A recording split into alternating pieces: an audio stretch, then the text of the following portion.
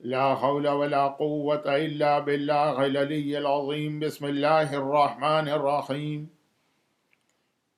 الحمد لله الملك الحق المبين قاسم الجبارين مبير الظالمين مدرك الحاربين رب الشهداء والصديقين، والصلاة والسلام على الرسول النبي الأمي الدافع جيشات الأباطيل والدامغ صولات الأواليل، العبد المؤيد والمنصور المسدد، المصطفى الأمجد والمحمود الأحمد، أبي القاسم محمد. اللهم صل على محمد وآل محمد وآله وقطرته الطيبين الطاهرين المعصومين المظلومين المنتجبين الذين أذهب الله عنهم الرجس وطهرهم تطهيرا. اللهم صل على محمد وآل محمد سيما على الإمام المنتظر والحجة الثاني عشر عجل اللهم له الفرج ولعنة الله على أعدائهم أجمعين من الأزل إلى الأبد. أما بعد فقد قال الله عز وجل في كتابه المبين وفرقانه المتين وقرآنه المجيد وقوله الحق وهو أصدق القائلين. بسم الله الرحمن الرحيم. فهل ينظرون إلا الساعة أن تأتيهم بغتة فقد جاء أشراطها. 1442 ہجرہ کا ایام ازاں، آج 8 محرم کی تاریخ ہے۔ جعفری سینٹر اٹلانٹا میں ہماری مجالس کا ٹاپک امام زمانہ کے کانٹیکس میں ہماری ڈیوٹیز اور ہماری رسپانسبلٹیز۔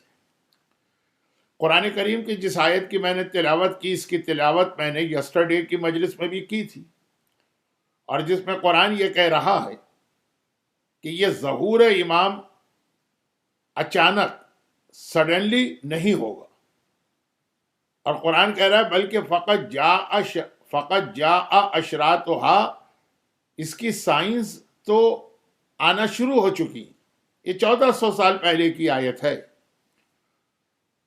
یعنی ان ادر ورڈز قرآن کہہ رہا ہے کہ بس تیار ہو کے بیٹھ جاؤ، ظہور امام کی سائنس شروع ہو چکی ہے، اب وہ کسی وقت بھی ظاہر ہو سکتے ہیں۔ میں نے اس سے پہلے بھی 2 دفعہ یہ بات عرض کی تھی، اور بہت مشہور بات ہے، علماء تو اس کو بیان کرتے ہی رہتے ہیں کہ ظہور امام، ری اپیئرنس آف امام زمانہ، اسے قرآن کریم نے اور احادیث معصومین میں قیامت بھی کہا گیا۔ ایک تو وہ فائنل ڈے آف ججمنٹ ہے، روز قیامت،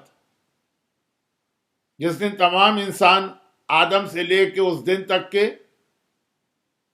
اپنی قبروں سے اٹھا کے لائے جائیں گے، لیکن ظہور امام جس کے اندر سلیکٹڈ مومنین اور سلیکٹڈ منکرین وہ زندہ کر کے لائے جائیں گے، جسے ہم رجت کہتے ہیں۔ اس میں بھی ہمارا عقیدہ یہی ہے کہ وہ لوگ جو مر چکے ہیں اور دنیا سے گزر چکے ہیں وہ واپس آئیں گے، لیکن سب نہیں آئیں گے۔ مومنوں سے بھی بہت ہی سلیکٹڈ قسم کے مومنوں کو بلایا جائے گا، اور اللہ، رسول، امام اور اسلام کا انکار کرنے والوں میں سے بھی بہت ہی سلیکٹڈ لوگوں کو۔ لیکن بہرحال مردے اس میں بھی زندہ ہوں گے،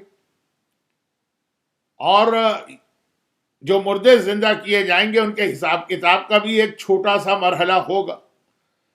تو قیامت وہ ہے جو ایک ڈے آف ججمنٹ ہے، جو ہمارے اصول دین میں شامل ہے، اور یہ ظہور امام بھی قیامت ہے، البتہ یہ اصول دین میں شامل نہیں ہے۔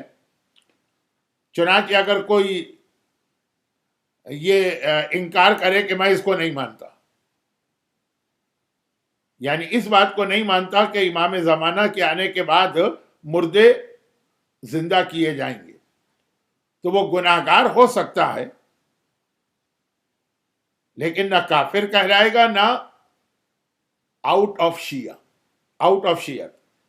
خیر، اب یہ بات تو اس لیے آ گئی کہ قیامت امام زمانہ کے ظہور کے لیے بھی یہ لفظ استعمال ہوا. اسی طرح سے امام زمانہ کو، ان کے ظہور کو، ان کی سائنس آف ظہور کو، ان کے لیے ہمیں اور آپ کو مینٹلی اور فزیکلی پریپیئر کرنے کے لیے موت سے بہت زیادہ کمپیئر کیا گیا ہے یا تشبیہ دی گئی. دیکھیں، امام زمانہ کا ظہور تو اس ورلڈ ہسٹری میں ایک ہی مرتبہ ہے، نہ اس سے پہلے اس کی کوئی ایگزامپل ہے، نہ اس کے بعد کوئی ایسی ایگزامپل ہوگی، اور وہ ٹائم ابھی نہیں آیا ہے. لیکن موت تو ایک ایسی چیز ہے جو ہر گھر میں ہے، ہر خاندان میں ہے، ہر شخص کا اپنا پرسنل آبزرویشن ہے، ایکسپیرینس ہے، آپ چاروں طرف دیکھتے ہی رہتے ہیں. تو ایسی چیز جو آدمی اچھی طرح سے سمجھتا ہو، اس کے ذریعے سے دوسری بات کو ایکسپلین کرنا بہت ہی آسان ہو جاتا ہے. تو ظہور امام کے لیے موت کو بہت سی روایتوں کے اندر مثال بنا کے پیش کیا گیا. اب مثلا موت کے حوالے سے ایک بات کنفرم، اور وہ یہ ہے کہ یہ آ کر رہے گی. مثلا ایک بچہ ہے جو ماں کے پیٹ میں، ابھی اس بچے کی کریشن ہوئی ہے، کہا جاتا ہے کہ 4 مہینے کے بعد بچے میں روح پڑتی ہے یا جان آتی ہے. ابھی 4 مہینے نہیں ہوئے، 1 ہفتے کی پیگنینسی،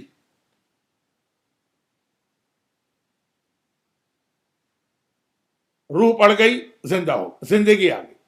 اب یہ زندگی آنے کے بعد سے لے کر اس کی زندگی کے جتنے فیزز ہیں نا، وہ سب کنفرم کوئی نہیں، سب شک والے. پتہ نہیں یہ بچہ زندہ پیدا ہو کہ مردہ پیدا ہو، مرا ہوا. بچہ زندہ بھی پیدا ہو گیا، تب بھی اب یقین کے ساتھ تو نہیں کہہ سکتے ہیں نا کہ یہ جوان ہوگا. اگر وہ جوان ہو بھی گیا تب بھی ہم یقین کے ساتھ تو نہیں کہہ سکتے ہیں نا کہ وہ مڈل ایج میں جائے گا.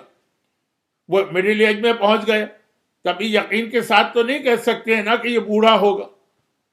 بوڑھا بھی ہو گیا تب بھی یقین کے ساتھ تو نہیں کہہ سکتے ہیں کہ وہ 80 میں مرے گا کہ 90 میں مرے گا کہ 100 میں مرے گا.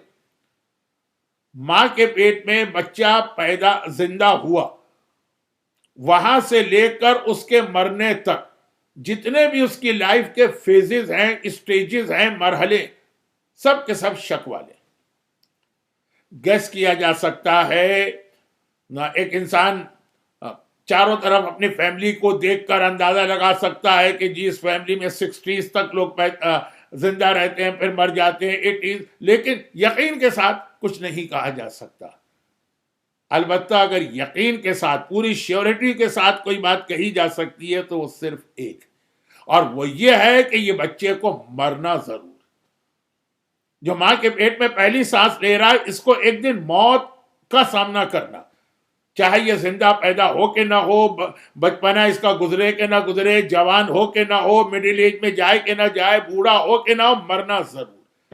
واحد کنفرم چیز جو ہر آدمی کہہ سکتا وہ یہ ہے کہ سانس لے لی ہے، زندگی آ گئی ہے تو موت یقین ہے. امام زمانہ کے لیے بھی ہم سے یہی کہا گیا کہ اللہ نے اس دنیا کو کریٹ کیا. اب انبیاء بھی آئے ہیں، ائمہ بھی آئے ہیں، مختلف سسٹم بھی آئے ہیں، انسان بہت ترقی کر رہا ہے. غاروں میں رہنے والا انسان آج اسکائی اسکریپر میں رہ رہا ہے. دنیا میں رہنے والا چاند اور مریخ اور پتہ نہیں کہاں کہاں جا رہا. لیکن دنیا کا فیوچر کیا ہے، انسان کا فیوچر کیا ہے، کچھ نہیں کہا جا سکتا. کنفرم طریقے سے کچھ نہیں کہہ سکتے. صرف ایک بات کہہ سکتے کہ اس دنیا میں کچھ اور ہو کہ نہ ہو، لیکن امام زمانہ کا ظاہر ہونا یقینی بات ہے. چنانچہ روایت یہ ہے کہ نہیں کہ اگر قیامت میں ایک دن بھی باقی رہے گا تو اللہ اس دن کو بھی اتنا لیندی کر دے گا کہ امام زمانہ ظاہر ہو کے وہ اپنا پورا سسٹم یہاں پہ قائم کرے. ادھر موت یقینی ہے، ادھر کہا گیا کہ امام کا ری اپیئرنس اور امام کا ظاہر ہونا یقینی. اور کئی طریقے سے پھر اس کو کمپیئر کیا گیا. سائنس آف ظہور کے حوالے سے ایک چھوٹی سی روایت موت کی پڑھ لی. اللہ کے انبیاء میں ایک بہت اہم نبی حضرت یعقوب ہیں. یہ بنی اسرائیل کے جتنے یہودی انبیاء ہیں وہ اسی سلسلے میں آئے. اسرائیل بلکہ نام ہی جناب یعقوب کا ہے، تو ان کی اولاد سن آف اسرائیل حضرت یعقوب. اچھا، کربلا کے ریفرنس میں بھی حضرت یعقوب کا ذکر بہت ہوتا ہے کہ جب کبھی کوئی سوال کرتا ہے چوتھے امام سے کہ مولا کب تک ماتم کریں گے، تو یہی جواب تو دیتے ہیں کہ یعقوب نے کتنے عرصے ماتم کیا. چونکہ آج کی مجلس میں بھی مصائب آقا حسین کے ایک بیٹے کے ہیں، اور 3 دن پہلے بھی مصائب آقا حسین کے ایک بیٹے کے تھے. تو حضرت یعقوب کا یہ جملہ کوٹ کرتے ہیں کہ ایک بیٹا تھا وہ کھو گیا. اچھا، 12 بیٹے تھے، ان میں سے ایک بیٹا کھو گیا تو اتنا رو. یہ جناب یعقوب کربلا کے کانٹیکس میں بھی ان کا ذکر بہت ہوتا ہے. عزاداری کی دلیلیں کیسے ہم پروف کریں کہ عزاداری اسلام میں پارٹ ہے، اگینسٹ اسلام نہیں. حضرت یعقوب بہت سارے ان کے حالات ہیں، تو پوری بنی اسرائیل کی چین جو ہے وہ حضرت یعقوب تک پہنچتی ہے. لیکن ایک چھوٹی سی بات کہ ایک مرتبہ حضرت یعقوب ملک الموت سے ملاقات کر رہے ہیں. اچھا، یہ ملک الموت یعنی اینجل آف ڈیتھ، موت کا فرشتہ، انبیاء اور رسولوں کو ریگولر وزٹ کرنے جاتا ہے، ان کی زیارت کرتا ہے، ان کو سلام کرتا ہے. اور اس قسم کے اور بہت سارے واقعات ہیں، لیکن اب فی الحال کہ وہ حضرت یعقوب کو وزٹ کرنے گیا، ان کی زیارت کی. ریگولر جاتا ہے، مختلف ٹاپک پہ بات ہوتی ہے. حضرت یعقوب نے کہا کہ اے ملک الموت، یہ تو مجھے معلوم ہے کہ موت کا آنا یقینی، لیکن اچھا اب یہ نبی جب اس قسم کی بات کر رہا ہے تو معاذ اللہ، یہ نعوذ باللہ، وہ ہماری اور آپ کی طرح سے نہیں ہے. یہ تو ہمیں اور آپ کو سمجھانے کا ایک طریقہ، یہ ایک وے آف ٹیچنگ ہے. کہا کہ اے ملک الموت، مجھے پتا ہے کہ موت کا آنا تو یقینی ہے، کنفرم ہے، لیکن بھائی میں یہ چاہتا ہوں کہ تم میرے پاس جب آؤ تو سڈنلی نہیں آؤ، پہلے سے مجھے میسج بھیج دو. اب یہ ہم اور آپ بھی کبھی کبھار اپنے ایسے کسی مہمان سے کہتے ہیں کہ بھائی آئیے گا ضرور، بہت دل چاہتا ہے، لیکن اچانک نہیں آئیے گا، پہلے سے انفارم کر کے آئیے گا تاکہ ہم اس کے اعتبار سے پریپریشن کر سکیں. تو کہا بالکل لاجیکل بات کہی، میں تم سے یہ ریکویسٹ نہیں کر رہا ہوں کہ مجھے موت نہ آئے، میری روح نہ نکالنا، صرف اتنی بات کہ سڈنلی نہیں آنا، بلکہ مجھے ٹائم پیریڈ دینا. اب تمہارا میسج آ جائے میرے پاس، میسنجر تمہارے آ جائیں کہ تم آنے والے ہو، تاکہ میں ذرا سا اس کے اعتبار سے پریپریشن کروں. ملک الموت نے کہا یا نبی خدا، اوکے، آپ کا آرڈر ہے، ماننا. اور پھر وہ وقت آیا کہ حضرت یعقوب کی موت کا وقت آ گیا. ملک الموت پہنچ گیا گھر میں. حضرت یعقوب نے دیکھا، کہا ملک الموت اس وقت کیوں آئے؟ کہا آپ کی روح قبض کرنے. کہا یہ اچانک آ گئے، میرا تمہارا کمٹمنٹ تھا کہ تم مجھے پہلے سے انفارم کرو گے اور میسج دو گے. کہا کہ یا نبی خدا، میں نے اپنا کمٹمنٹ پورا کیا ہے اور آپ کو میسج دیا، اور ایک بھی نہیں، کئی میسج دیے. حضرت یعقوب نے کہا کون سا میسج؟ مجھے کوئی میسج نہ ملا. کہا کہ یا نبی خدا، آپ کے سر کے بال سفید ہونے لگے، یہ میرا پہلا میسج تھا کہ میں آنے والا ہوں، تیار ہو جائیے. آپ کی آئی سائٹ ویک ہونے لگی، یہ میرا دوسرا میسج تھا کہ میں آنے والا ہوں، تیار ہو جائیے. آپ کے بدن کی شکتی یا وہ جو پاورز ہیں وہ کم ہونے لگی، یہ میرا تیسرا میسج تھا کہ میں آنے والا ہوں، تیار ہو جائیے. وہ جتنے بھی سائنس بڑھاپے کے ہوتے ہیں نا، کہ ان میں سے ہر ایک میرا میسج ہے کہ میں آنے والا ہوں، اب آپ کو میرے لیے پریپریشن کرنا. اچھا یہ اب جو جملہ میں کہہ رہا ہوں یہ ورڈنگ میری، یہ ملک الموت کی نہیں ہے، وہ اتنے انسلٹنگ وے میں بات نہیں کرے گا، لیکن شارٹ یہ کہ یا نبی خدا میں نے تو میسج پہ میسج بھیجے، آپ نے ہی کوئی اٹینشن نہیں دی، نہیں اگنور کرتے رہے. اب یہ موت کے لیے کہا گیا ہے کہ یہ سب موت کے میسج ہوتے ہیں کہ موت آنے والی ہے، تیاری کر لو. امام زمانہ کے لیے بھی کہا گیا کہ اسی طرح سے بہت ساری سائن آتی ہیں، وہ میسج ہے کہ امام آنے والے ہیں، تیاری کر لو. ہم اور آپ اس کو اگنور کرتے ہیں، توجہ ہی نہیں دیتے. جیسے کل میں نے عرض کیا تھا، مسجدیں بھر جائیں گی لیکن ہدایت نہیں ملے گی. بلکہ آج کل تو عالم اسلام کی کتنی مسجدیں ایسی ہیں کہ جہاں سے لوگوں کو مس گائیڈ کر کے گمراہ کیا جاتا. ہمارے خلاف بھی کفر کے فتوے جو لگتے ہیں تو ان کا مین جو سورس ہوتا ہے وہ مسجدیں ہوتی. اور ہم بھی جو آپس میں ایک دوسرے کو کافر بناتے ہیں، یہ کافر کافر کا کھیل خالی دشمنان اہل بیت نہیں کرتے، محبان اہل بیت بھی آپس میں بہت زیادہ یہ کھیل میں حصہ لیتے ہیں. اس کے پاس وہ کافر ہے، اس کے پاس یہ کافر ہے، لیکن یہ آج کا سبجیکٹ نہیں. بات یہ ہو رہی ہے کہ سائنس آف ظہور جو ہے نا، یہ وہ موت والے کی طرح سے ایگزامپل دی گئی کہ مزہ لینے کے لیے سائن مت سنا کرو. اچھا وہ موت کی جو چیز ہے وہ ہم مزہ لینے کے لیے نہیں سنتے. آئی سائٹ کمزور ہو گئی، ہم پریشان ہو جاتے ہیں. بال سفید ہو گئے، ہم کلر لگانے کی فکر میں لگتے ہیں.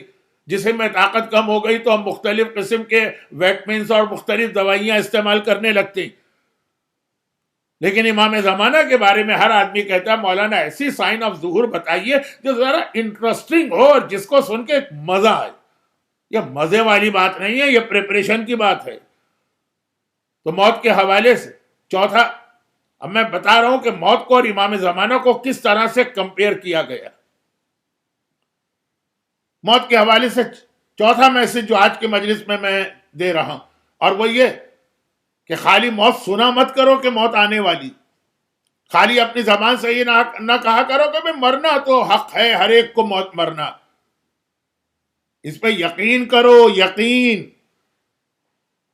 یقین کا مطلب کیا ہے کہ پھر اگر مرنا برحق ہے تو اس کی تیاری کرو.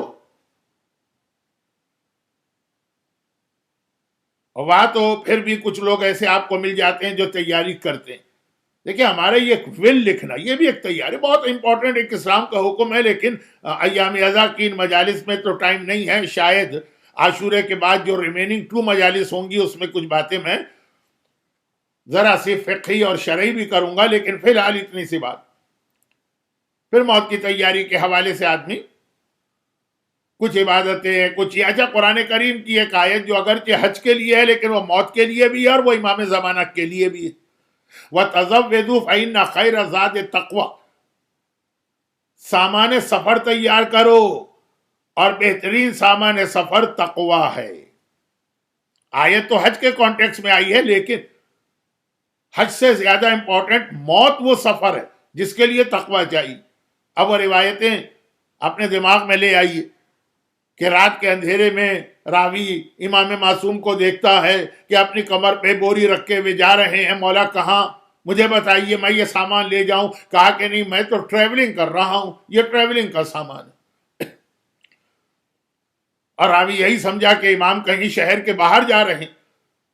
2 دن کے بعد دیکھا کہ امام تو مسجد النبوی میں بیٹھے ہیں. مولا اب آج کے زمانے میں تو آپ 2 گھنٹے میں ٹریولنگ کر کے آ سکتے ہیں، پرانے زمانے میں تو ممکن نہیں. مولا وہ تو آپ ٹریولنگ کے لیے جا رہے تھے، اب گئے نہیں کیا؟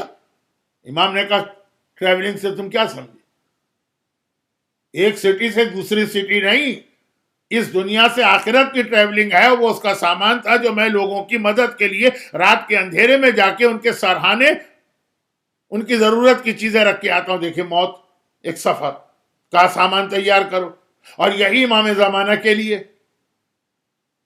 سامان تیار کرو، مینٹلی پریپیئرڈ ہو اور فزیکلی پریپیئرڈ ہو. یہ اصل مقصد ہوتا ہے ظہور امام کی نشانی ہوگا. چلیں بعض مومنین کے خواہش کے اوپر ایک نشانی وہ پڑھ رہا ہوں جو ایک زمانے میں بہت زیادہ پڑھا کرتا تھا. ایک زمانے میں یہ نشانی میں بہت زیادہ پڑھا کرتا تھا، یہاں تک کہ میرے نام سے بہت مشہور بھی ہو گئی تھی. ظہور ایمان. مولا نے مسجد کوفہ میں ایک مرتبہ خطبہ دیا اور اس خطبے کے اینڈ میں تھوڑی سی سائنس آف ظہور بیان کی. پہلے بھی عرض کر چکا ہوں کہ یہ مولا کا ایک فیوریٹ ٹاپک تھا. جب وہ سائن آف ظہور کمپلیٹ ہو گئی تو ایک بار مولا کے ایک بہت ہی کلوز صحابی، ہر ایک آدمی جانتا ہے کیونکہ ان کی دعا تو ہر آدمی ایوری تھرسڈے پڑھتا، کمیل ابن زیاد، جن کو مولا نے اپنا فائنانس منسٹر بھی بنایا تھا. مولا کے خلافت کے زمانے میں انہی کے پاس بیت المال تھا. وہ مولا کے پاس آیا اور کہا کہ مولا زدنی بیانہ، مجھے مزید کچھ ڈیٹیل چاہیے. اچھا، ایک کتاب میں روایت اس طرح لکھی، ایک دوسری کتاب میں روایت اس طرح ہے، آگے جا کے دونوں روایتیں ایک ہو جائیں گی، کہ ایک بار کمیل کہنے لگے کہ مولا، میں یہ معلوم کرنا چاہتا ہوں کہ مرنے کے بعد میری قبر کہاں بنے گی. مولا نے کہا چلو میں تمہیں بتاتا ہوں. یہ کہہ کہ کمیل کا ہاتھ پکڑا اور ان کو کوفے سے باہر ایک جنگل اور ڈیزرٹ میں لے جا کے کھڑا کر دیا.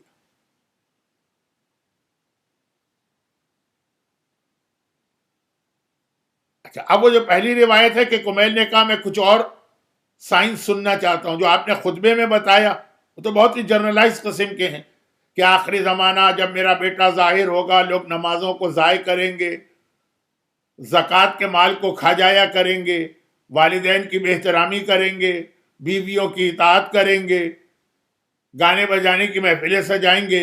وہ مولا کے کئی خطبات.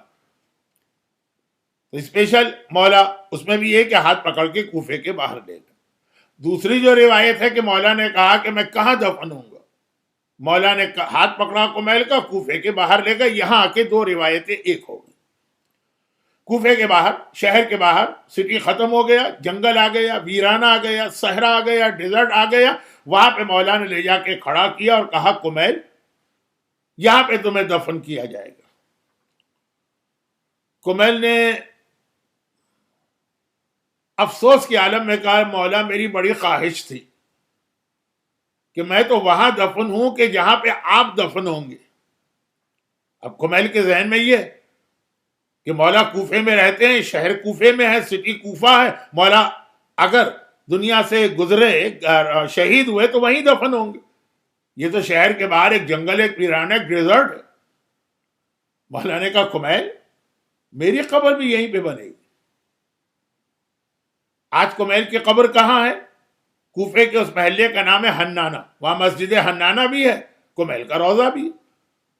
ڈسٹینس آپ کو معلوم ہے، آپ میں سے تو ہر آدمی ریسنٹ زیارت پہ گیا. اگر یہ پیناڈامک نہ ہوتا تو کتنے لوگ فرسٹ اشرے میں بھی یہی جعفری سینٹر اٹلانٹا کے مومنین کربلا میں ہوتے. تو مسجد حنانہ سے کمیل کا روضہ تو واکنگ ڈسٹینس ہے، ایک ہی علاقہ ہے. تو وہ نجف ہے اور مولا بھی نجف میں دفن ہے. تو کمیل نے ایک افسوس کے ساتھ کہا مولا تو میں تو یہ چاہ رہا تھا جہاں آپ دفن ہیں وہاں میں دفن ہوں. مولا نے کہا کہ کمیل میں بھی اسی جگہ دفن ہوں گا، یعنی میری قبر بھی نجف میں بنے گی، کوفے میں نہیں. اور اے کمیل پھر وقت گزرے گا، یہ پورا جنگل ابھی ویرانہ ڈیزرٹ نظر آ رہا ہے نا، وقت گزر جائے گا اور ایک ایسا ٹائم آئے گا کہ جہاں تمہاری قبر کے چاروں طرف بہت ہی مضبوط قسم کی عمارتیں بنیں گی، بلڈنگ. اب آج کل تو یہ آر سی سی کنسٹرکشن ہوتا ہے یا کانکریٹ یا اسٹیل. تو جس زمانے کی مولا بات کر رہے ہیں اس وقت تو ٹوٹے پوٹے مکان بنتے تھے. کہ کمیل بہت ہی مضبوط قسم کی، سالڈ قسم کی بلڈنگ بنے گی اور ان میں ہر ایک میں ایک شیطان آ کے بیٹھے گا جس کی نشانی گھر کی چھت پہ لگائی جائے گی، وہ یسمّا بے ایریل. ایک زمانے میں اس روایت میں لفظ اینٹینا پڑھتا تھا، لیکن بعد میں جب میں نے اوریجنل کتاب چیک کی، وہ میں نے اپنے استاد سے سنا تھا، یہ میں نے خود کتاب چیک کی جا کے، تو اس میں لفظ ایریل ہے۔ ایریل اینٹینا ایک ہی چیز ہوگی۔ ہر گھر میں ایک شیطان آ کے بیٹھ جائے گا اور اس کی نشانی اس گھر کے اوپر لگائی جائے گی، سائن آف شیطان، جس کو اس وقت کے لوگ ایریل کہیں گے یا اینٹینا کہیں گے۔ اچھا، اب یہ کمیل کے چاروں طرف، کمیل کے قبر کے چاروں طرف جو آج آپ کو بلڈنگیں اور عمارتیں اور مکانات نظر آتے ہیں، کب کی بات؟ 1960s میں۔ تب وہ بالکل جنگل تھا، ویرانہ تھا، کوئی بستی آبادی نہیں تھی۔ اس کے بعد پھر وہاں ٹاؤن پلاننگ ہوئی اور مکان بنائے گئے۔ 60s کی بات کر رہا ہوں، اور روایت ہے 1400 سال پرانی۔ دور دور تک کوئی چانس ہی نہیں تھا کہ اس جگہ پہ مکانات بنے۔ نجف آباد ہو گیا تھا۔ نجف سے مطلب یہ کہ جہاں مولا کا روضہ، لیکن کمیل کا روضہ اسٹل بہت دور تھا۔ میرے ایک استاد 1955 میں نجف اشرف کے حوزہ علمیہ میں اس وقت تعلیم حاصل کر رہے تھے، اور وہ بھی بتاتے ہیں کہ وہ ویرانہ سا تھا، روضہ تھا کمیل کا، زیارت کے لیے جاتے تھے لیکن کچھ بھی نہیں تھا وہاں۔ ایک آدھ ٹوٹا پوٹا اکا دکا کوئی مکان ہے تو نہیں۔ پھر امام نے کہا کہ سنو، کچھ عرصہ گزرے گا تو ہر گھر کے اندر مصباح، کل مصباح، چراغ کی طرح سے ایک چیز آئے گی جس کی وجہ سے گھر میں بیٹھے ہوئے آدمی کو پتہ چل جائے گا کہ باہر کون آ رہا ہے کون جا رہا ہے۔ جو لیمپ ہوتا ہے، چراغ ہوتا ہے، اس کا کام ہے نا اندھیرے کو دور کرنا، آدمی کو راستہ دکھانا۔ پہلے زمانے میں تو لوگ سڑکوں پہ بھی جاتے تھے، ہاتھ میں چراغ لے کے جاتے تھے، موم بتی لے کے جاتے تھے، تو نظر آ جاتا تھا کون ہے، رکاوٹ کیا ہے۔ کہا یہ گھر میں بیٹھیں گے، ایک ایسا چراغ ہوگا کہ ان کو گھر کے باہر کا پتہ چلے گا۔ آج ہم اسی کو سی سی ٹی وی اور پتہ نہیں کیا کہتے ہیں۔ اور کمیل پھر ہر گھر کے اندر ایک ایسی چیز آئے گی جس کے اندر انسان مشرق میں بیٹھ کے مغرب کو دیکھے گا، مغرب میں بیٹھ کے مشرق کو دیکھے گا، خالی دیکھے گا نہیں، مشرق والا مغرب والے سے باتیں کرے گا، مغرب والا مشرق والے سے باتیں کرے گا۔ اب جناب کمیل کا روضہ جہاں پہ آج ہے، اس کے اطراف میں جو گھر ہیں، مجھے ان گھر والوں کے بارے میں تو نہیں پتا کون لوگ ہیں، لیکن وہاں گھروں میں گئے بغیر آپ کو یقین کے ساتھ بتاتا ہوں کہ یقیناً ان گھروں کے اندر یہ آئی فون وغیرہ ہوں گے، اور یہ واٹس ایپ اور یہ ساری چیزیں چل رہی ہوں گی۔ مغرب والا مشرق والے کو دیکھ بھی رہا ہے اور باتیں بھی کر رہا۔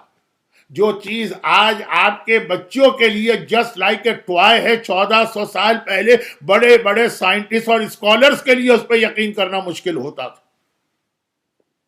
چنانچہ ایک ایسی حدیث تھی جسے علماء نے کتابوں میں لکھنا بھی چھوڑ دیا اور بیان بھی نہیں کیا، کہ ایسی حدیث جس کا کوئی تعلق نہ ہمارے اصول دین سے ہے، نہ فروع دین سے ہے، نہ دین کے بڑے مسئلے سے ہے، سن کے لوگ مذاق اڑائیں گے، نوجوان جو ہے ان کا ایمان شیکی ہو جائے گا، تو اس کو بیان کرنے کی کوئی ضرورت نہیں۔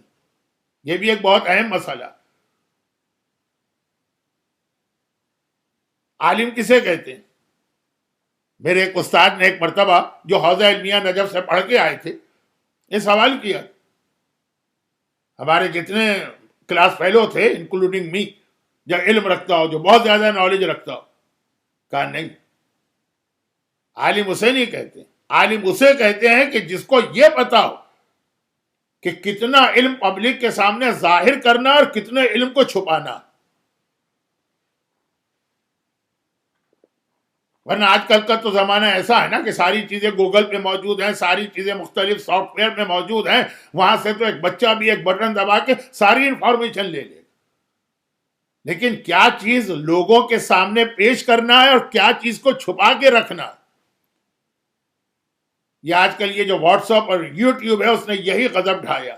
آپ کو بڑے بڑے علماء نظر آئیں گے، لباس علماء میں ہیں، حوضے میں ٹائم بھی گزار کر آئے ہیں، لیکن ان کو یہ اندازہ نہیں ہو رہا ہے کہ کیا چیز یوٹیوب کے اوپر اپلوڈ کرنا ہے اور کیا چیز ہے حق، لیکن فی الحال اس کو چھپا کے رکھنا، یہ ایک بہت اہم مسئلہ ہے۔ میں ذرا بیچ میں ادھر سے ادھر چلا جاتا ہوں، آج تو میرا پورا ارادہ تھا کہ ایسا نہیں کروں گا، لیکن پھر بھی ہو گیا، واپس آتا ہوں۔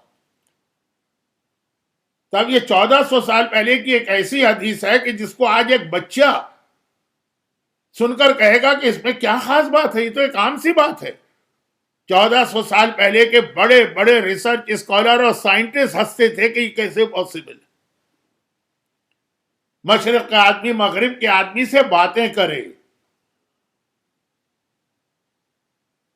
جعفری سینٹر اٹلانٹا میں تو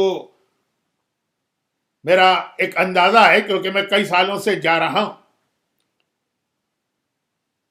کہ لوگ کافی توجہ سے اور اٹینٹیو ہو کے میری مجلسیں سنتے ہیں، لیکن بہت سارے علاقے ایسے ہیں جہاں لوگوں کو یہ مجلس سمجھ میں ہی نہیں آتی ہے کہ پڑھا کیا جا رہا۔ وہ کہتے ہیں کیا اس کو مجلس کہتے ہیں؟ مجلس تو ایسی ہے کہ اتنے نعرے تو لگ رہے ہوں کہ جعفری سینٹر کی چھت ہلنے لگے اور ڈر لگے کہ کہیں اب یہ چھت گر تو نہ جائے۔ تو وہاں پہ یہ ہو رہا ہے کہ میں مجلس پڑھ رہا ہوں، خواتین، مرد تو سامنے ہوتے ہیں، ذرا ہمت نہیں ہوتی ہے، لیکن اب مردوں میں بھی ہمت ہو گئی ہے۔ خواتین پردے کے پیچھے آئی فون اٹھایا، جمال پور تاج پول میں اپنی نند کو یا اپنی بھاوت کو فون کیا، بھائی آج کیا پکا رہی ہو اور کیسے پکا رہی ہو، کتنے لوگوں کے یہاں مجلس ہو رہی ہے، وہاں ان کی باتیں چل رہی ہیں۔ اتنا ایزی ہو گیا کہنے کا مقصد یہ۔ لیکن یہ ساری نشانیوں کا مطلب یہ نہیں ہے کہ ہم سنیں، مزہ لے کہ واہ واہ کیا کہنا میرے مولا کے علم کا، ہر آدمی جانتا ہے باب مدینۃ العلم ہے۔ یہ دیکھنا ہے کہ پھر ہم نے کتنی اس کے حساب سے تیاری کی۔ یاد رکھیے ظہور امام کی نشانیاں جو ہیں اس میں بھی یہ، اور اس کے ساتھ ایک اور سبجیکٹ اس کے ساتھ ساتھ ہے، اس میں بھی یہی ایک میسج ہے، اور آج کے مجلس میں میرا مقصد وہی میسج دینا تھا کہ ظہور امام کی جو نشانیاں، اب زیادہ تو جو باتیں رہ گئی ہیں وہ عاشورے کے بعد کی مجلس میں آئیں گی۔ کل شب عاشور ہے، شاید اس موضوع پہ میں کل بات کر بھی نہ سکوں، لیکن یہ ظہور امام کی نشانیاں یہ خالی ایک انفارمیشن کے لیے نہیں ہے، خالی انٹرسٹ کے لیے نہیں، یہ ہے پریپریشن کے لیے۔ اور اس کے ساتھ ایک چیز اور ہے، بعض لوگوں کو ظہور امام کی اتنی بے چینی ہوتی ہے، سو ایگر، کہ وہ کہتے ہیں کہ نشانی چھوڑیے کہ امام کب آئیں گے، کب وہ ٹائم کیا ہوگا، اس کے لیے کیا سائن ہو کے چھوڑیں۔ مولانا کوئی ایسا طریقہ بتائیے کہ امام جب آئیں ابھی ہماری امام سے ملاقات ہو جائے۔ وہ تو جب امام ظاہر ہوں گے تو ساری دنیا امام کے چہرے کی زیارت کرے گی، لیکن اتنا ویٹ ہم سے نہیں ہو رہا۔ ہمیں تو یہ بتائیے کہ ابھی ہم امام کی زیارت کر سکیں۔ اور چونکہ ہمارے پاس بہت سارے اتھینٹک اور انتہائی ٹرسٹ وردی علماء اور مجتہدین کے واقعات ہیں کہ انہوں نے امام سے ملاقات کی، تو اب کم از کم یہ تو کنفرم ہے کہ اس کی پاسبلٹی ہے، ٹھیک ہے۔ اس کا ایک گولڈن رول بھی یاد رکھیے، بڑے بڑے مراجع نے لکھا جو امام سے ملاقات کرتا ہے وہ کبھی بتائے گا نہیں، جو بتاتا پھر رہا ہے اس کی امام سے ملاقات نہیں ہوئی۔ تو وہ جو اتنے سارے واقعات آپ کو ملتے ہیں اس میں بھی آپ دیکھیں گے کہ ان علماء کو بھی نہیں پتا ہوتا تھا کہ یہ امام ہیں جن سے ہم مل رہے ہیں، اور اگر کسی کو پتا ہوتا تھا تو اس نے اپنی زندگی میں کسی کو یہ نہیں بتایا، جیسے مقدس اردبیلی ہیں یا سید مہدی بحر العلوم۔ اور کل آپ نے سنا شیخ مفید جیسا عظیم عالم، لیکن امام سے ملاقات ہوئی اور ان کو پتہ ہی نہیں چلا کہ یہ امام۔ تو غرض یہ کہ اگر آپ کے چاروں طرف کبھی کوئی ایسا مرد یا عورت آئے کہے کہ میں امام سے ملتا ہوں، میری ملاقات ہوتی رہتی ہے، تو اس کا مطلب یہ ہے کہ وہ غلط بیانی کر رہا۔ لیکن وہ تو ایک الگ چیز ہوگی، یہ بات تو طے ہے نا کہ اس زمانے میں بھی امام سے ملاقات ہوتی ہے اور ہوئی۔ تو ایک تو یہ واقعات، پھر دعاؤں کی کسی کتاب میں آپ دیکھیے تو بہت سارے اعمال بھی دیے ہیں کہ اگر فلاں عمل کرو گے تو تمہاری امام سے ملاقات ہو جائے گی۔ اب میں وہ والے عمل نہیں بتا رہا جس کے لیے آپ کو بڑی زحمتیں اٹھانا پڑے کہ بھئی 40 شب بدھ مسجد سہلا میں جاؤ یا مسجد جمگران میں جاؤ یا دوران حج عرفات کے میدان میں حج تو مت کرو. بھئی چاروں طرف نگاہ ڈالتے رہو کہ ان حاجیوں میں امام کون نظر آ رہے ہیں. یہ نہیں. ایسے اعمال بھی ہیں کہ آپ اپنے گھر میں بیٹھے ہوئے یہ دعا پڑھ کے سو جائیں یا فلاں عمل اپنے گھر میں کریں تو امام سے ملاقات ہو جائے گی. وہ بھی ہمارے پاس ہیں تو گرچہ یہ دعا تعویذ عمل اتنا زیادہ نہیں ہے اسلام میں جتنا آج کل کچھ لوگوں نے اس کو بیان کرنا شروع کر دیا. کل جو بات میں نے کہی تھی وہ آدھی صحیح بھی ہے آدھی غلط ہے. جو آدھی غلط بات ہے وہ میں کل کہہ چکا ہوں, لیکن آدھی صحیح بھی ہے کہ جو وہ پہلے زمانے میں لوگ اپنی بچیوں کو قرآن تک پڑھنا نہیں سکھاتے تھے کہ جی اگر اس نے قرآن پڑھ لیا تو ہر وقت یہ تلاوت میں لگ جائے گی یا دعاؤں میں لگ جائے گی اور مصلی پہ بیٹھی ہوئی ہے, مثلا شوہر کو اس کی ضرورت ہے اور بچے کو ماں چاہیے ہے لیکن وہ لگی ہوئی اپنے اعمال میں. اب اگر وہ لوگ منع کریں تو وہ گناہگار کے روک رہے ہو دعا سے, اور اگر وہ کہیں کہ نہیں بھئی چھوڑو اجازت دیں اس کو تو پورے گھر کا نظام ڈسٹرب. اس لیے لڑکی کو ایسا بناؤ ہی نہیں, یہ جو پہلے زمانے کے لوگ کہتے. میں نے کہا یہ آدھی بات تو غلط ہے لیکن آدھی صحیح بات بھی. آج پتہ نہیں ہمارے یہاں بہت سارے مرد اور عورتیں ایسے نکل آئیں جو سمجھ رہے ہیں اسلام نام ہی اس بات کا ہے کہ ہر وقت 24 گھنٹے مصلی پہ بیٹھے رہو, یہ لمبی لمبی دعائیں, یہ لمبی لمبی تسبیح, اور سمجھتے ہیں کہ اس سے اسپریچول پاور بڑھتی ہے یا یہ کہ اتنی ساری دعاؤں سے اللہ خوش ہوتا. ہر چیز کی ایک لمٹ ہوتی ہے. سارا سال شب قدر نہیں ہے, ایک شب قدر ایک وہ رات ہے کہ جہاں پوری رات کو آپ کو اعمال کرنا. اب اگر آپ پورے سال کو شب قدر بنا دیں, نماز شب جیسی اہم ترین عبادت کے لیے ریکمنڈیشن ہے کہ نیند پوری کرو پھر نماز شب پڑھو. اور اس کے علاوہ یہ تو ذرا سا سبجیکٹ ہٹ جائے گا, لیکن اسلام میں اور کرسچینٹی میں ایک بہت بڑا فرق یہ ہے, اسلام میں اور ہندو مذہب میں ایک بہت بڑا فرق یہ ہے, اسلام میں اور بدھ مذہب میں ایک بہت بڑا فرق یہ ہے, اور بھی جو دوسرے مذہب وہ سب یہ کہتے ہیں کہ اگر اللہ سے کلوز ہونا ہے تو دنیا کی چیزوں کو کم سے کم کرو اور زیادہ جا کے عبادت کی جگہ پہ بیٹھ جاؤ. اور اسلام کہتا ہے کہ نہیں, خالی تسبیح پڑھنے سے اللہ کے سے کلوز نہیں ہوتے, اپنی بیوی کو مسکرا کے دیکھ کر بات کرو, اس سے بھی آدمی اللہ سے کلوز ہوتا. اپنے شوہر کو ایک مثلا گلاس پانی پلا دو, اس سے بھی اللہ خوش ہوتا. خوش نہیں ہوتا, کلوز ہوتے ہو اللہ کے. شادی کے موقع پہ تو آپ اکثر سنتے کہ بغیر شادی والے کی 70 رکعت نماز سے زیادہ ثواب شادی والے کی 2 رکعت نماز کا. لیکن یہ اور بھی, کیونکہ آج کل ذرا سا ایکسٹریمزم آ گیا ہے ہمارے یہاں, جو لوگ دین سے دور ہیں تو ایسے کہ وہ فرض نماز بھی پڑھنے کو تیار نہیں, اور جو دین کے قریب ہے تو اتنے لمبے لمبے ڈیلی اعمال. مفاتیح الجنان کے آخر میں مولا کی ایک ڈانٹ ہے. ایک آدمی کو دیکھا بہت لمبی لمبی دعائیں پڑھ رہا, امام نے اس سے ڈانٹا, یہ اتنی لمبی دعاؤں کا کیا فائدہ اور ضرورت؟ جو اللہ لمبی دعا سنتا ہے وہی اللہ شارٹ دعا بھی سنتا ہے. خیر, تو یہ بیچ میں بات اس لیے آ گئی کہ ہمیں اور آپ کو تو اس طرح سے بنایا گیا کہ یہ اپنی ذمہ داریاں ادا کر لو, والدین کی خدمت, شوہر کی خدمت, بیوی کی ذمہ داری, بچوں کی ذمہ داری, یہ بھی ایک عبادت ہے اور بہت بڑی عبادت ہے. لیکن وقت نہیں رہا, آج تو پتہ نہیں میں کہاں سے کہاں چلا گیا. خیر, یہ تو روزانہ کی ایک ٹریجڈی. واپس آتا ہوں اصل ٹاپک پر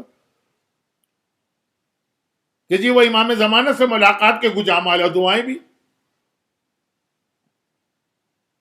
لیکن مسئلہ یہ نہیں ہے کہ امام کی زیارت ہم کو کرنا ہے, دل تڑپ رہا ہے. ظہور کے بعد تو ہر ایک کو زیارت ہوگی. ہم نے کہا وہ ظہور تو پتہ نہیں کب ہو رہا ہے, سائنس آف ظہور تو پتہ نہیں کب پوری ہوں گی, ہماری ابھی کیوں نہ ملاقات ہو جائے. بار بار روایتوں میں کہا گیا کہ دیکھو امام سے ملنا اتنا اہم نہیں ہے، امام کو خوش کرنا زیادہ اہم۔ رسول اللہ سے ملنے والے کتنے سارے تھے، رسول ان میں سے خوش کتنوں سے تھے؟ اور جو رسول خدا سے کبھی نہیں ملا اویس قرنی، کیونکہ اویس کا واقعہ ہر آدمی جانتا ہے تو خالی اشارہ کر دینا کافی، اس سے رسول اتنے خوش ہیں کہ اپنا اسپیشل سلام اس کو بھجوا رہے ہیں۔ ایک مدینے کے منافقین جو روزانہ صبح و شام جا کے رسول کو سلام کرتے ہیں، اور ایک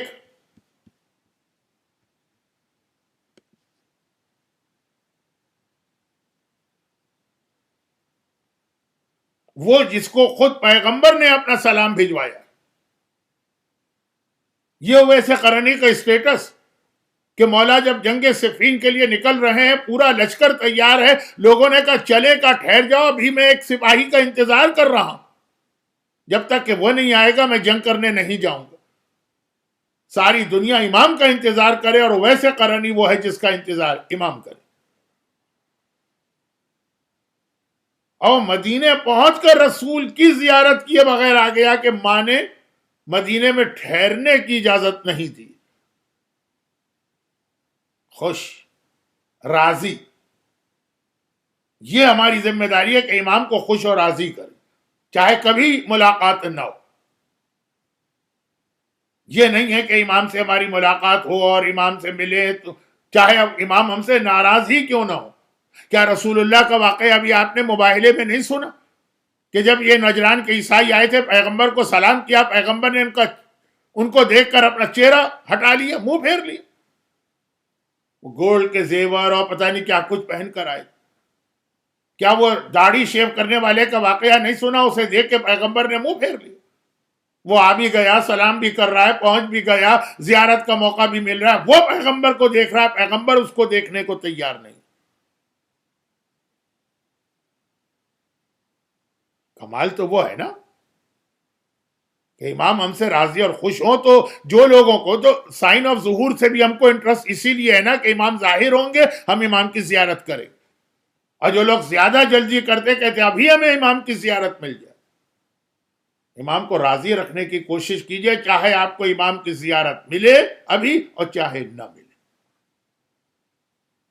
اور اس کے لیے وہی بات ہو رہی ہے کہ اپنے آپ کو مینٹلی اور فزیکلی پریپیئر کرنا، اپنے آپ میں تبدیلی لانا، اپنی فیملی میں تبدیلی لانا۔ ہمارے یہاں چند واجبات پہ عمل کرنا لوگوں کے لیے مشکل ہو جاتا،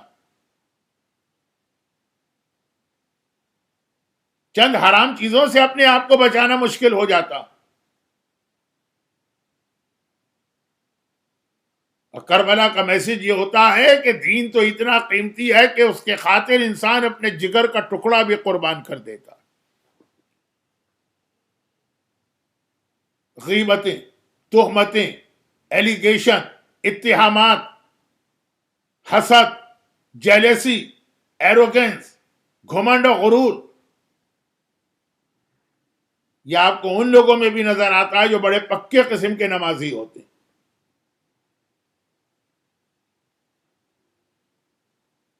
یہ آپ کو ان میں بھی نظر آتا ہے جو ہر سال دوڑ دوڑ کے حج کرنے جاتے ہیں۔ یہ آپ کو ان میں بھی نظر آتا ہے جو سال میں 3 مرتبہ 4 مرتبہ کربلا کی زیارت کے لیے جا کے ذریعے امام کو پکڑ لیتے ہیں۔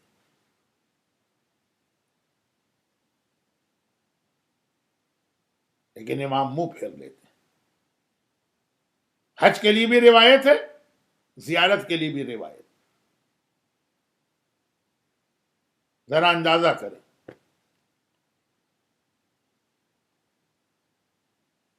جس رباب نے اپنا اصغر اسلام کے لیے قربان کر دیا، اگر وہ یہ دیکھے کہ ہماری عورتوں اور مردوں کی نگاہ میں اسلام کے احکامات اتنے زیادہ بے قیمت، جیسا کہ میں نے بار بار عرض کیا، کہ جو لمبی لمبی دعاؤں سے اور اعمال سے اسلام نے روکا ہے، کا کوئی فائدہ نہیں اس دعا کا کہ جس میں تمہارا دل ادھر ادھر جانے لگے. کم عبادت کرو جوش کے ساتھ، خوشی کے ساتھ.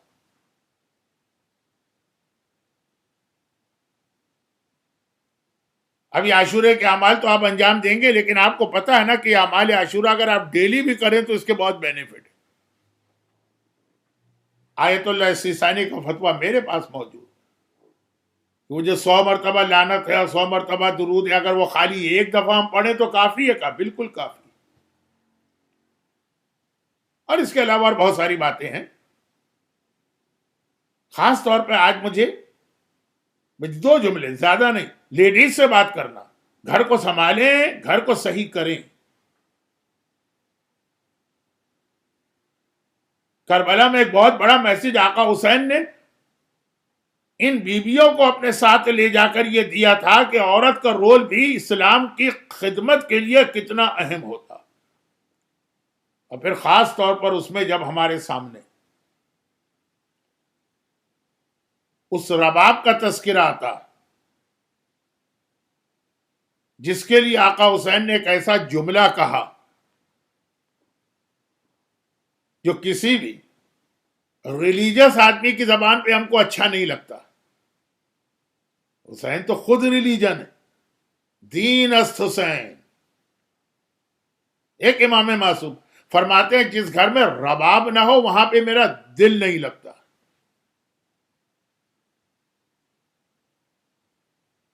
یہ وہ حسین کہہ رہے ہیں کہ کربلا کے واقعے کے بعد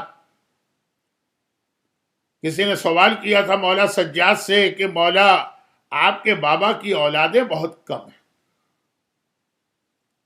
دیکھیے اس وقت تک تو یہ 3 امام ہوئے تھے. مولا علی کی اولادیں کتنی، آقا حسن کی اولادیں کتنی، ایز کمپیئر ٹو دوست امام حسین کی اولادیں بہت کم ہیں.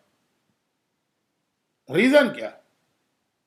آقا سجاد کا جواب بھی آپ کو پتا ہے کہ تجھے اس پر حیرت ہے کہ صرف یہ 3 بیٹے ہیں اور 2 بیٹیاں ہیں، اور مجھے تو اس پر حیرت ہے کہ اتنی بھی کیسے ہو گئی.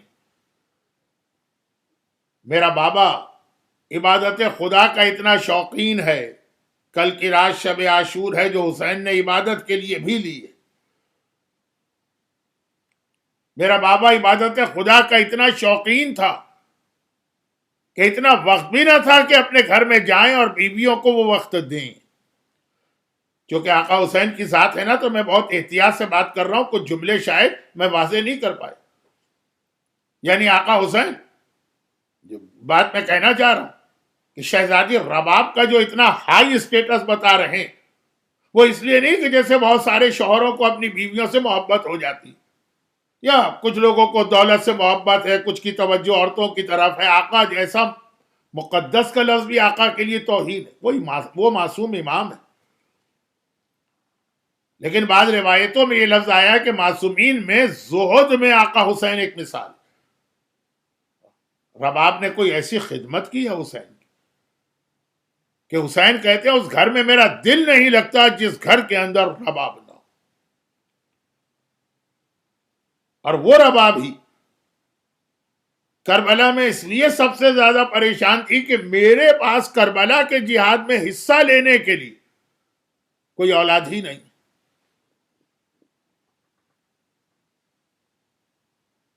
فروا کے پاس تو 13 سال کا قاسم ہے نا، لیلا کے پاس تو 18 سال کا علی اکبر ہے نا. اس مجمع میں موجود مومنین اور مومنات میں سے جن کا اولاد کا کوئی مسئلہ دل میں یہ مسئلہ رکھیں اور یہ مجلس سنیں. جس مجلس میں علی اصغر کے مسائل بیان ہوتے ہیں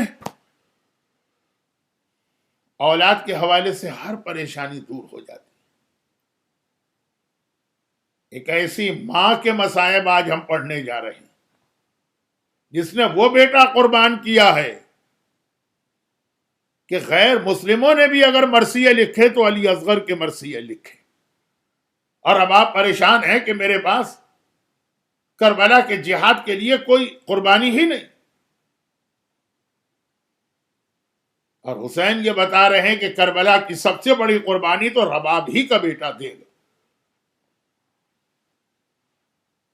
چونکہ آپ میں سے تقریباً ہر ایک نے ایک عظیم نام سنا، خطیب اعظم مرحوم مولانا غلام عسکری صاحب علی اللہ مقامہ، آپ کے شہروں میں بھی آتے تھے، احمد آباد میں بھی آتے تھے، بلکہ کچھ ایسے لوگ بھی ہیں اس مجلس کے اندر، خواتین و حضرات، جنہوں نے براہ راست ان کی مجلس سنی ہوگی۔ وہ جناب علی اصغر کے مصائب میں ایک ٹکڑا یہ بیان کرتے تھے، جہاں سے میں مصائب شروع کر رہا ہوں، کہ 28 رجب کو جب حسین کا قافلہ مدینے سے چلنے لگا اور سواریاں آ گئیں، اور حسین نے پیغام بھیجا کہ زینب بیویوں سے کہو کہ اب اپنی اپنی سواری پہ بیٹھے، ہم کو سورج ڈوبنے سے پہلے مدینے سے نکل جانا۔ اب یہ ساری بیویاں تیار ہو رہی ہیں سواریوں پر بیٹھنے کے لیے۔ حسین کی فاطمہ صغرا آگے آئی۔ اب تک فاطمہ صغرا کو امید تھی کہ شاید بابا مجھے ساتھ لے جائے، لیکن اب دیکھا کہ اب تو کوئی امکان نہیں۔ تو صغرا قریب آئیں بیویوں کے، اور رباب کے پاس پہنچ کے کہا کہ اماں ذرا ایک لمحے کے لیے میرے اصغر بھیا کو تو میری گود میں دے دی۔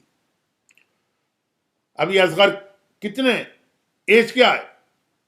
3 ویک کے بھی نہیں۔ بعض کتابوں میں لکھا ہے 10 رجب کو ولادت ہوئی ہے، تو 28 رجب کو 18 دن کے ہیں خالی۔ اچھا، اس دوران صغرا جو تھی وہ بیمار رہی۔ جو بیمار ہوتا ہے تو نیو بورن کو ذرا سا اس سے بچایا جاتا ہے، وہ خود ہی احتیاط کرتا۔ تو صغرا اب تک اصغر کو صحیح معنوں میں نہ دیکھ سکی ہے، نہ گود میں لے سکی ہے۔ بہن ہے اور بھائی، اب جب یہ جا ہی رہیں، اماں ذرا ایک لمحے کے لیے اصغر کو میری گود میں دے دیجئے۔ رباب نے اصغر کو صغرا کی گود میں دیا۔ صغرا نے اصغر کو دیکھا، کان پہ منہ رکھ کے کہا، اصغر بھیا سب مجھے چھوڑ کے جا رہے، کیا تم بھی مجھے چھوڑ دو گے؟ خدا معلوم کس طرح صغرا کے دل سے بات نکلی اور اصغر کے دل میں اتر گئی، کہ اب اصغر نے اس طرح صغرا کی گود میں منہ چھپا لیا کہ تھوڑی دیر کے بعد رباب نے کہا، اصغر بیٹا میری گود میں آ جا، میں اپنی سواری کی جانب جا رہا ہوں، میں اپنی سواری کی جانب جا رہی ہوں۔ اصغر دیکھنے کو تیار نہیں۔ حسین کا دوسرا پیغام آیا، زینب بہن بیویاں اب تک باہر نہیں نکلی، دیر ہو رہی۔ اب دوسری بیویاں آگے بڑھی، ام فروا، جو کچھ روایتوں میں ہے کہ اصغر کی سگی خالہ، اصغر بیٹا میری گود میں آ جا۔ ارے ام کلثوم آگے بڑھی، اصغر بیٹا میری گود میں آ جا۔ فاطمہ کبریٰ آگے بڑھی، اصغر بھیا میری گود میں آ جا۔ لیکن اصغر ایسا منہ پھیر کے منہ چھپائے ہوئے صغرا کی گود میں ہے کہ جب تیسرا پیغام حسین کا آیا تو اب ثانیہ زہرا زینب کبریٰ خود آگے بڑھتی ہیں اور آ کر کہتی ہیں، اصغر بیٹا ہمیں دیر ہو رہی ہے، میری گود میں آ جا۔ لیکن آج اصغر پھوپھی زینب کی بات سن کے بھی ایک مرتبہ اسی طرح منہ چھپائے پڑا ہے۔ آخر چوتھی مرتبہ حسین کا پیغام نہیں آیا، خود میرا آقا حسین گھر میں آ گیا۔ زینب بہن کیا بات ہے؟ زینب نے کہا، بھیا کیا کروں؟ اصغر نہیں مانتا ہے۔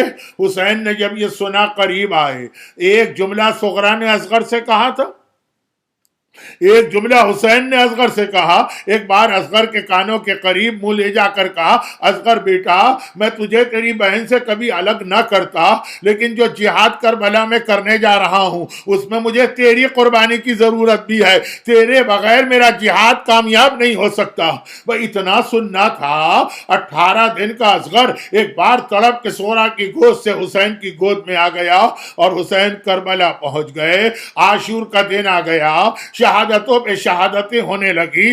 آخر میں وہ وقت آ گیا کہ ہائے میرا مولا اکیلا رہ گیا۔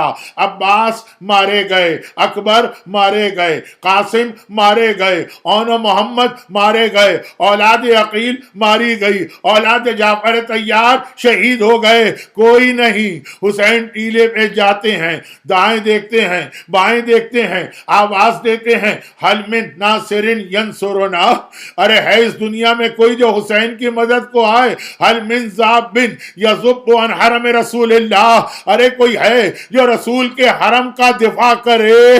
کہیں سے جواب تو نہ آیا۔ ایک بار خیمے سے بیویوں کے رونے کی آواز آنے لگی۔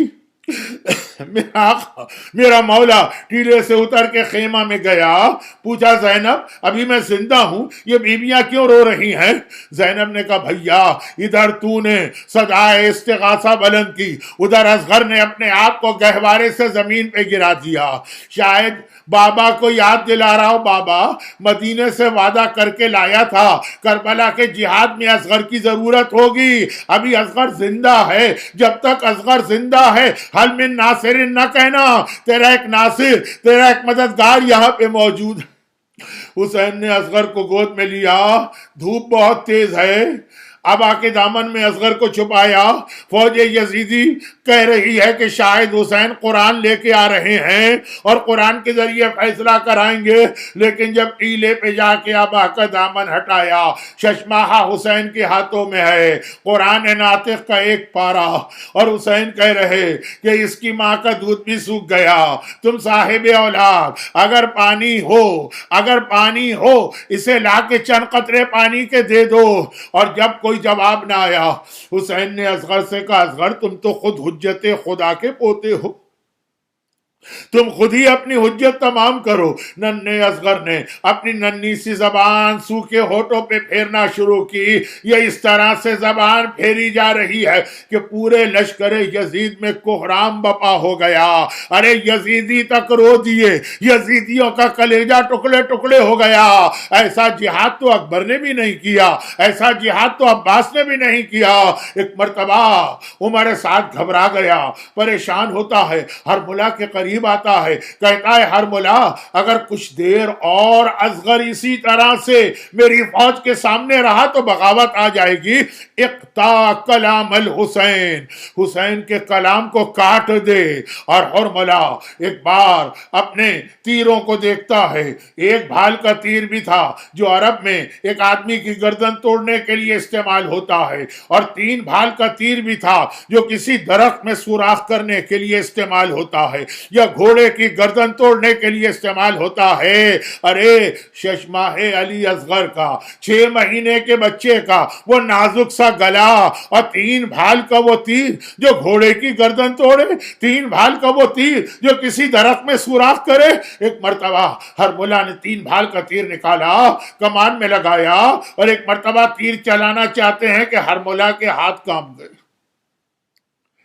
تیر و کمان ہاتھ سے گر پڑے، دوبارہ کوشش کی، ارے دوبارہ ناکام رہا، جب تیسری مرتبہ بھی ناکام رہا اس کا دوست سنان قریب آتا ہے اور کہتا ہے ہرملا اگر کوئی مجھ سے پوچھے آج عرب کا سب سے بڑا تیر انداز کون ہے میں تیرا نام لوں گا۔ ایک چھوٹے سے بچے سے ڈر گیا، عجیب جواب دیا، کہا کہ نہیں سنان بچے کی بات نہیں ہے، ادھر میں کمان کھینچ کے تیر چلانا چاہتا ہوں، ادھر خیمے کا پردہ اس طرح ہلتا ہے جیسے بچے کی ماں خیمے کے دروازے پہ کھڑی ہے، ہائے ماں کی آنکھوں کے سامنے ششماہے کو کیسے تیر ماروں۔ سنان نے آنکھوں پہ ہاتھ رکھا، 3 بھال کا تیر چلا، اصغر کے گلے میں پیوست ہو گیا، ہائے اصغر کا ننھا سا گلا، 3 بھال کا تیر اس ننھے سے گلے میں اس طرح لگا کہ ایک سرے سے دوسرے سرے تک اصغر کا پورا گلا چھد گیا، خون کا فوارہ بلند ہونے والا ہے۔ حسین یہ تیر کھینچ کے نکالنا چاہتے ہیں، یا اکبر کے کلیجے سے برچھی نکالنا چاہی تھی،